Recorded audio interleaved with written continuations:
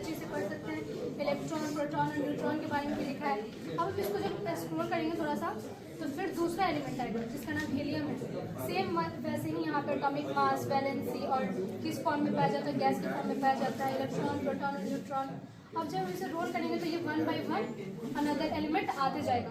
तो ये एक इंटरेस्टिंग वे है लोगों को, बच्चों को इसके बारे में समझाने के लिए। एटम का एलिमेंट का क्या है? और यहाँ पे ये इसका मास और ये इसका एटॉमिक नंबर, ये उसका पूरा नाम, ये सिंबल और ये यूज़, बेरिलियम का यूज़ जो होता है वो लिखा है, और इलेक्ट्रॉन कितना पाया जाता है, न्यूट्रॉन और उसका वैलेंसी सब, और इलेक्ट्रॉनिक कॉन्फ़िगरेशन सब इसके माध्यम से इसे बताया जा सकता है। दरिहारा ये सब इस्लामिक विश्वविद्यालय बैराकपुर से आए हैं और ये चार्ट पेपर के माध्यम से, फिगर के माध्यम से सोर्स ऑफ एसिड के बारे में बताया गया है।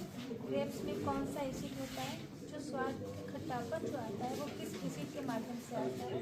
विनेगर यानी सिरका, सिरका में एसिडिक एसिड, एप्पल में मैलिक, कर्ड, लैक्टिक एसिड, चीटी के डंक जो हमें दर्द होता है वो फॉर्मिक एसिड के कारण होता है। ये इमली, टमाटो और ये आपका नींबू में सिट्रिक एसिड, ये चार्ट पेपर के माध्यम से एसिड को डिस्क्राइब किया है।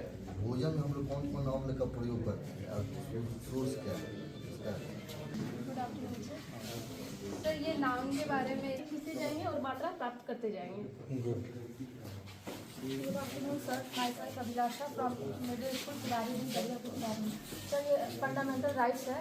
इंडिया का एक सिटीजन होने के कारण हम लोग को बेसिक राइट्स के बारे में पता होना चाहिए।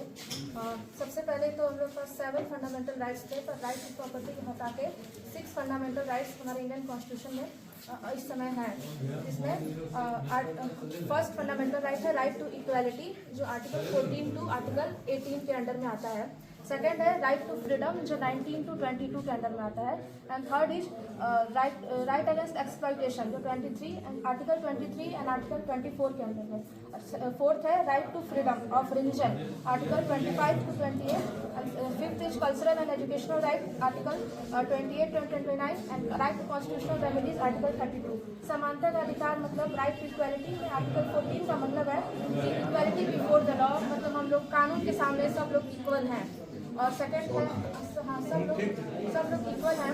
आर्टिकल 15 में ये कह रहा है कि right against discrimination on the basis of religion, race, caste, sex और प्लेस ऑफ बर्थ, कि किसी बेसिस पे आर्टिकल 15 के अंडर में हम लोग किसी चीज़ को डिस्क्रिमिनेट नहीं कर सकते हैं लोगों को। अच्छा, किस किस बातों के लिए हम स्वतंत्र हैं?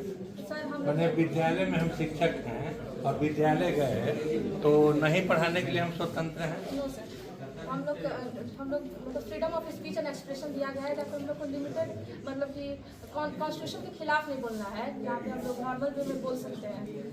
क्या ना, जैसे हम कहते हैं कि अगर हम टीचर हैं और स्कूल में पढ़ाते नहीं तो क्या मेरा बच्चे को वॉवेल के लिए एक के माध्यम से, और ये मैनर्स, जैसे बच्चे घर में भी बोलते हैं, ऐसे भी बोलते हैं, अगर बुला रहे हैं, कुछ दे रहे हैं तो थैंक यू बोलना है, वेलकम बोलना है ना, सॉरी बोलना है, एक्सक्यूज मी, इस तरह का।